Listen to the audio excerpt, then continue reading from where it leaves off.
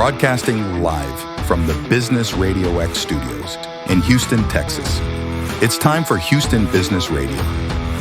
Now, here's your host. Hello, Houston. Trisha Stutzel here, bringing you another episode of Houston Business Radio. Today's guest is Steve Landrum, principal of Etowah Sales Solutions and seasoned sales leader with more than 36 years of experience driving business growth. As an outsourced VP of sales through sales acceleration, Steve helps businesses across industries determine, build, and realize their full potential. Over his career, he's doubled company sales to record levels, expanded distributor networks internationally, and coached sales teams to lasting success. A Georgia Tech graduate, certified sales leader, and two-time President's Circle Award winner. I'm almost done, Steve. He is passionate about servant leadership and equipping teams with the skills and mindset to win in today's competitive market. Steve, welcome to the show. Well, thank you, Trisha. Wow, what an opening. Wow. I mean, I just feel like I'm family with you. Well, that's awesome. Here you are. Absolutely. I am so excited about having you on the show today, Steve. And you have so much in-depth knowledge in this sales space, which I will have to say most of us struggle with. Whether we're good at it or not good at it or want to learn more, we all have room to grow. I'm so excited to have you on the show. So Steve, tell us a little bit more about you, and then we're going to jump into the business stuff. Well, I appreciate that. I always like to make a joke that in 37 years of sales, not all of my hair is gray yet. And I still got all of it. I've still got a full head. So I can't believe it after 37 years of sales. But I have just had a fantastic career, Trisha. I've had so much fun. I came up. I was a little bit of the black sheep in the family because all of my family are entrepreneurs. All of them are business owners, and I learned a lot from my grandfather. I watched my dad run a business. But I was kind of black sheep. I went into corporate life. So I went into corporate life and kind of climbed the ladder that way, and the school of hard knocks going through corporate life. But I learned so much, and I am one of the fortunate few that can really say I had fantastic mentors along the way. Two especially that really taught me business, taught me how to do business, how to talk. They taught me everything. And I owe it all to them for my success. I really do. Not everybody can say that, but going through my career and just using those lessons over and over and see how they constantly, yield results and success. I got to a point in my career where honestly, I was, the travel was tough. It was tough, raising families and missing a lot of ball games and missing a lot of events. And the entrepreneur in me that always was there started coming out, and COVID gave me a reason to do it. And I started this business 5 years ago, and it's just been a blessing. It's been a blessing. So now I get to give back to other business owners all the lessons that I learned, and I'm just passing those along. That's what I'm doing. Yeah. And I love that you're able to bring these big business experiences and your expertise from being in the corporate space back to small to mid-sized businesses. And I love that. That's fantastic. So let's talk a little bit about Etowah Sales Solutions. Tell me about your business, Steve. Well, thank you. Etowah is kind of everybody says, what Etowah? What is that? Well, I actually live on the river. I live on the Etowah River. Mm-hmm. It's an Indian name. It means town in Indian. So I just felt like it was kind of meant to be my little emblem that I use for my business. I had somebody draw a picture of a tree. I just think a tree is so representative of healthy everything. If the roots are healthy, the tree's healthy, and it's the same thing applies in business. So I had a personal friend of mine who was an artist draw me a little emblem when I launched this business 5 years ago, and it was a picture of my backyard. It was like meant to be. So it stuck. I loved it. The tree in front of the river.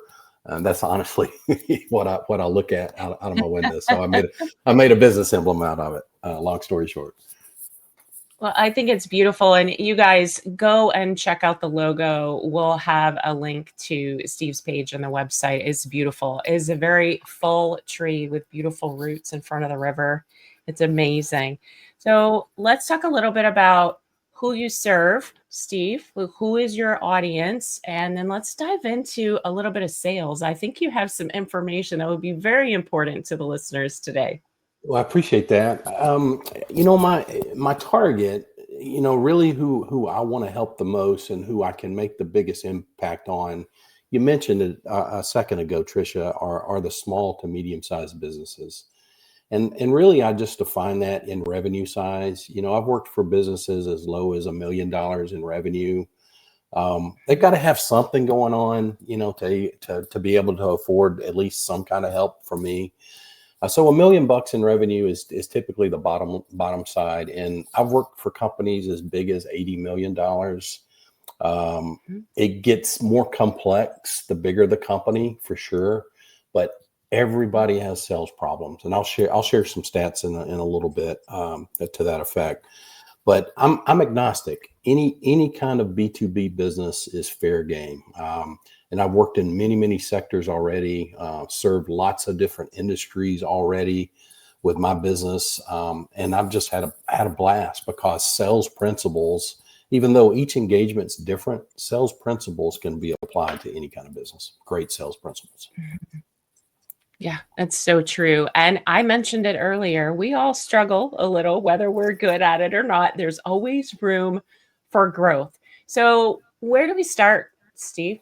Let's dive right in.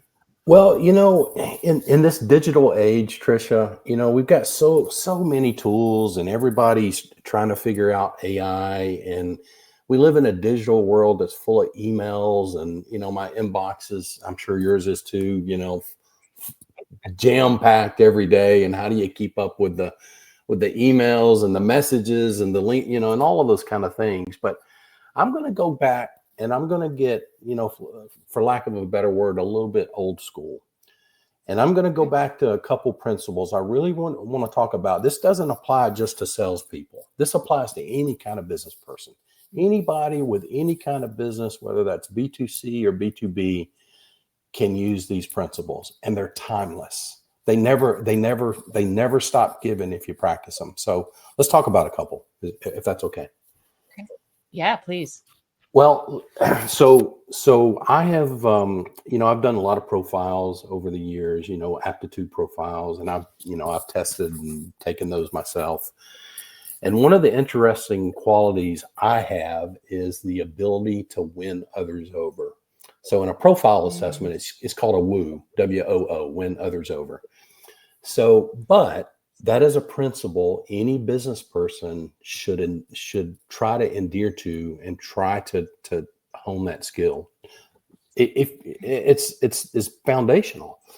So one really cool principle associated with becoming a woo, and this is a little bit counterintuitive, but to get someone to like you, you have to get them talking about yourself. Let me say that again. You're not doing the talking, you're doing the listening, but you're getting that person talking about themselves, and you're using their name often in that conversation. And it's subconscious to that person sitting across from you, whether that's in a virtual meeting or whether that's in person.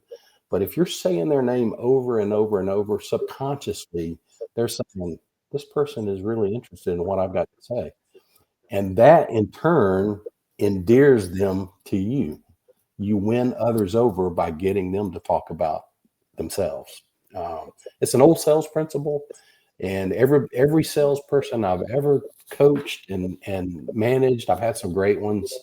I get them to say, stop this and open these, ask questions and listen, get that person talking. Yeah.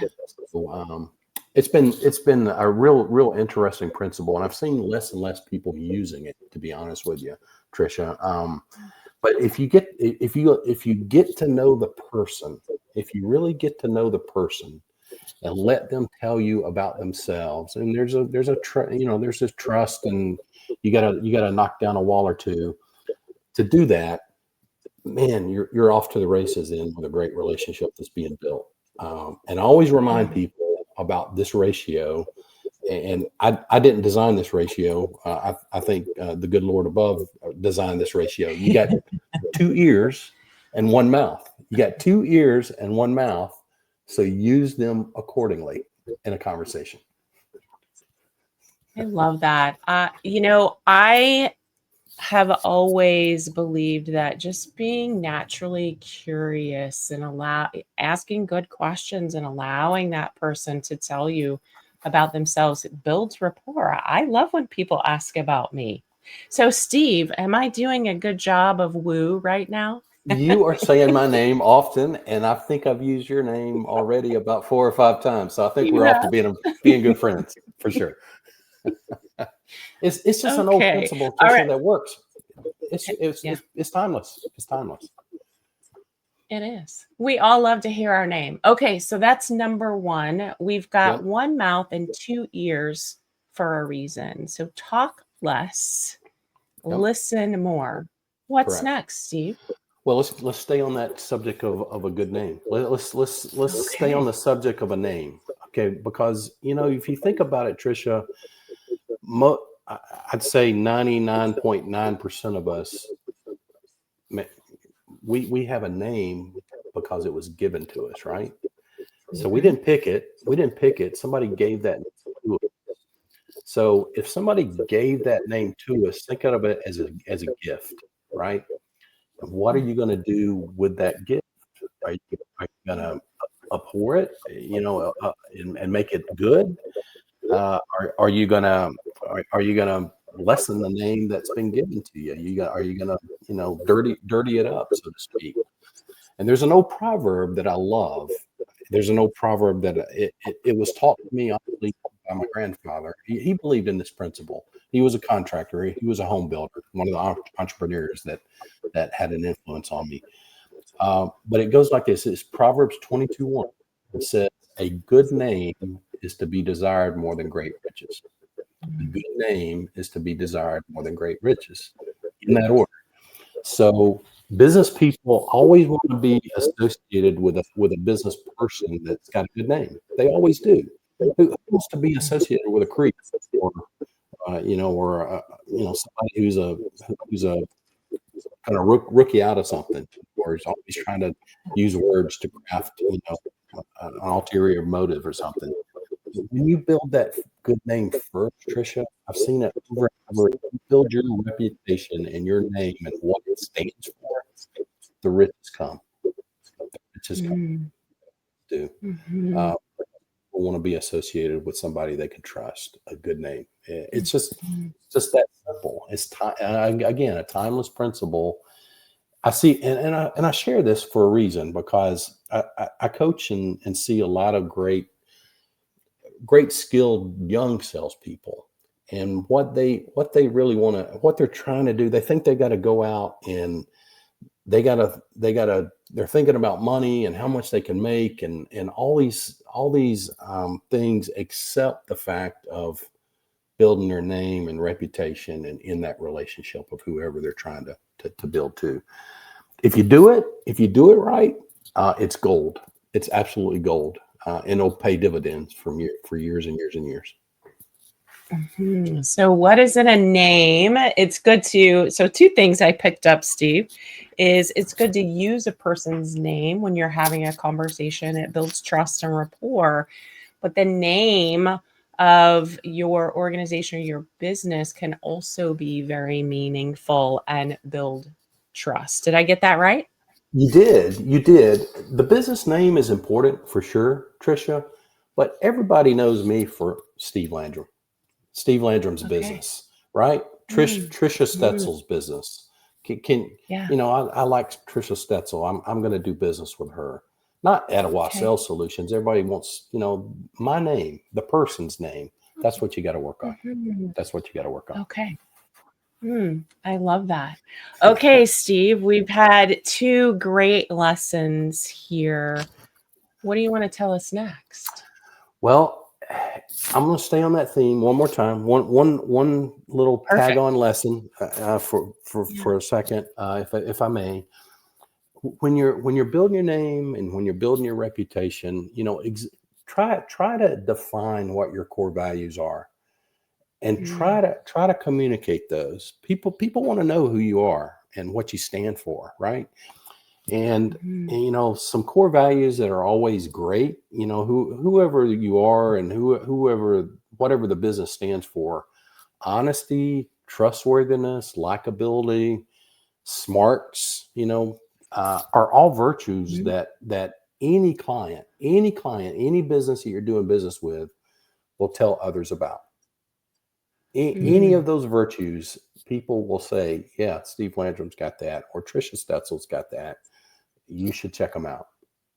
Those are just great virtues, but know your core values and communicate those because trust is earned. Trust is earned. It takes time to earn trust.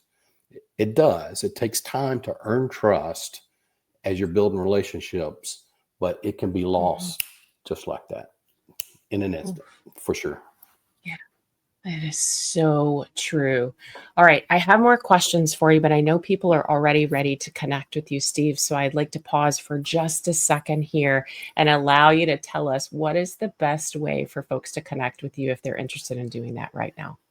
Yes, ma'am. If you'll share, I've got a website that I shared. You can go. There's plenty of places that you can click and see content. Connect with me as far as email or phone number on my website, Mhm. or my email address. You can certainly email me as well, slandrum@salesacceleration.com. So thank you for asking. Mhm. Yeah, absolutely. And you guys, just in case you need the spelling on that, the back end of it is sales acceleration, SalesAcceleration.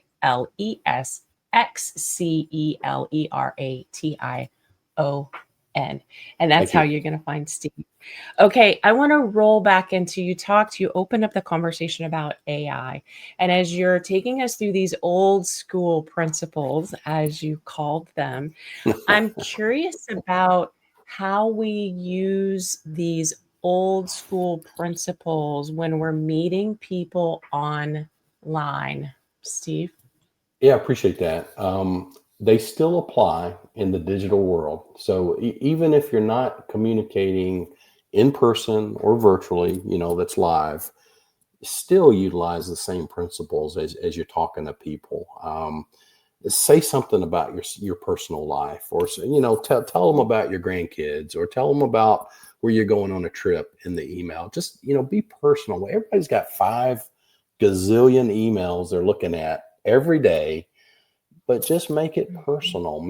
Use that person's name. Tell them about yourself. Tell them, have fun. Just be real is what it means. So that's number one. I mean, using those principles in a digital age certainly means a lot.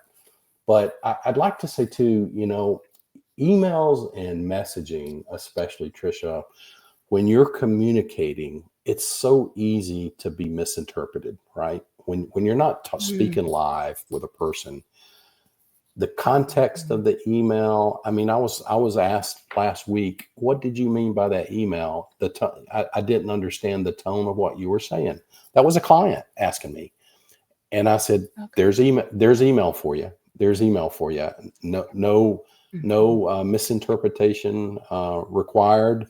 This is what I meant. But that's where we're at now in the digital age. So the more you can make your emails and your messaging warm, the better, the mm, better in this mhm, world we're living in now. So, um, and make sure you're clear. Make sure they're direct. Make sure there's no ambiguity in your messaging and the way you're talking to people. Make your yes mean yes and your no mean no. I've always said that too. So, how about that for a principle, right? Old school principle, but just be clear. Just be clear in your messaging, mhm, because nobody wants to mhm. go through a 20 email chain to understand what you meant by your first email, right? Yeah, absolutely. Can I draw in an old school principle? How about we just pick up the phone and have a conversation? How thank, do you feel thank about you. that, Steve? Oh, a woman after my own heart. My goodness, that's it. That's it. Can I have a phone call with you, or can we jump on a virtual call and talk? Simple as that. Yeah. Or, Yeah, absolutely. hey, Because there's so much language around this, right? Or even over the phone. Just verbal is so much better than written because we don't know if yes means yes or no means no all of the time because we communicate differently. that's right. That's right. I'm a big believer in professional networking, and I'm fortunate to be part of some great groups around my community. And when we do reconnects, when we get back together in between meetings, Tricia, I always tell everybody, do your best to be in person, to try to get back Mhm. together in person. And if not in person, virtual. And I'm saying these in order for a reason: virtual second, and then a phone call third. But all Mhm. all three of those are the big three. Don't settle with an email, or don't settle with text. Make it Yeah. intentional, to be able to speak Mhm. live with somebody. Yeah, absolutely. We live in a space where people are so much more comfortable hiding behind an email or a direct message or something electronic. And lost is the art of building a relationship with a human being from the beginning. Right on, right I'm on. feeling pretty good right now, Steve, because I invited you to a phone call first and then to a video call so that we could actually have this conversation. So I'm feeling pretty good right now. Yeah, great progression. What Great progression. Yeah, I feel like I'm doing all the right things. So let's talk about what's next. So we're building relationships. How important is that compared to what we're actually putting on the table and selling all the bells and whistles of the product or service that we have to offer? Fantastic question. I appreciate you saying that. Obviously, in business, we've got to be able to communicate our products and services, right? Any good business person, any good salesperson has got to have knowledge of what they're selling, what they're talking about, right? But I've always had a rule of thumb, and again, this is back to some of my mentors that back in corporate life that taught me. But they always like to say that 40% of the success formula comes from the product knowledge. Only 40%. Okay. That's less than half. But Mhm. 60% of the success comes from your attitude and Mm. how you carry yourself and your humor and the conversation and how well that relationship is being built. 60%. Mm. So yes, it Mm. does matter. It does matter. We got to know what we're selling for sure. But I'll be honest with you, Trisha. When I'm hiring salespeople for clients now, I look for attitude first. I do. I look for attitude first, Mm. and I don't care if they don't have the skills in the industry that I'm trying to. I will teach them the product skills, but give me attitude. Give me a great attitude and a roll up your sleeves. Go to battle. Type of mentality, and I'll make that Yeah. person successful for sure. Mm. I love that. I think oftentimes we do hire for knowledge and skills versus attitude. And it makes a huge difference when you're hiring the right person with the right attitude. You can teach I'm the other stuff, right? you can, and I can't take credit for this principle. I'm going to name somebody who everybody will recognize, but Zig Ziglar. Everybody knows that name, Zig Ziglar in sales. Yep. And Yep. he said, and this is so true because I'll give him all the credit. It's your attitude more than your aptitude that will determine Mm. your altitude. I mean, I love that. I've said that a million Yes. times in my career for sure. It's your attitude more than your aptitude, otherwise your product skills that will determine your altitude. That's so true. It's so Mm. true. That's beautiful. All right. So you took us old school today. We're back to relationship building, really Yep. connecting with humans on this like real ground level. We've got a few minutes left together today, Steve. So what is it about sales, or are there some statistics out there? I know you said you had some for us. Are there some things that you'd like to share with the audience today specifically around that topic. Yes. Thank you, Tricia. I know these stats, and I think they're accurate because that I'm about to share, because we, through the organization that certifies me, Sales Acceleration, we have surveys from about 5,000 business CEOs. These are all their answers. And this is what they tell us. So this should make people, I don't know if it makes people feel better because everybody's in the same boat or worse, but I'm just going to share. So when it comes to sales strategy, a business sales strategy, these are again from CEOs. 85% of CEOs say they do poorly at it. Sales strategy. In other words, do we know where we're going? Do we know what our target audience is? Do we have a value proposition? Do we know how to communicate it? Do we know our competitors? Do we know how to track our sales activity? That's what I mean. 85% say, no, we don't do that very well. When it comes to sales analysis, which means, do we have goals and quotas matching where the business really needs to go overall? Does everybody have clear directives about all of that? Can we capture that with metrics and reporting? 93%, Tricia, say we're terrible at it. 93% of businesses say they're bad at it. Two more. Sales methodology. In other words, is the sales process really defined? Does a salesperson really know what steps they're going to take to get that sale, whatever it is, product or service? Do they capture it in a CRM? Do they capture their sales activity recording so we can measure, right, and talk about things? 95% of CEOs said, no, we don't do it. Or if we do it poorly. 95%. And then one last one, nobody onboards properly. Very few companies onboard their people, much less their salespeople. They just kind of throw them to the wolves. And the stat there is 90% of CEOs say, no, we don't do that well. So don't feel alone, folks, that if you feel like you're not doing well in sales, you're in the same boat. Everybody needs help. Wow, which is why we need Steve in our life. I'm just saying, we need Steve in our life.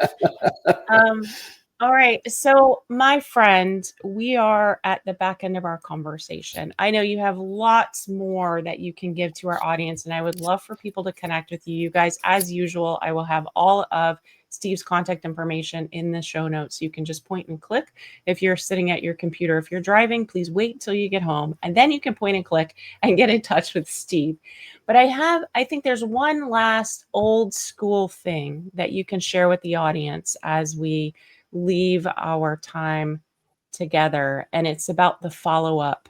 So can you tell me one more old school thing that you're doing with people as a follow-up that might have to do with a pen and paper? What? Oh, what a setup. What a perfect setup. All right, Tricia, nobody does this anymore. Nobody does it anymore. I'm going to ask just a general question to everybody, the whole audience. When is the last time you took a note or a piece of stationery and wrote a handwritten note to the person for whatever they did for you? When's the last time everybody's done that, right? And I want you to think about something. Think of the last time you received something from somebody, a handwritten note, and how did that make you feel? It made you feel great. Everybody loves it. So in this digital email crazy messaging world we're living in, take the time to do a handwritten note. And I promise you that person will have a hard time throwing it away. So do it. I still have some of those notes laying around here because I have a hard time throwing them away. And I can check the box that it's only been about 4 weeks since I sent a handwritten note, because I think I'm taking you're right. It's hard, right? It's hard. Takes time. It takes time. Takes time. Be intentional. Which makes it meaningful. Yes, it makes it so meaningful. Steve, oh my gosh, thank you so much for joining me today. I love these old school lessons. I hope that everyone takes at least one action from our conversation today to go do some old school activity? Loved being with you, Trisha. Thanks a lot.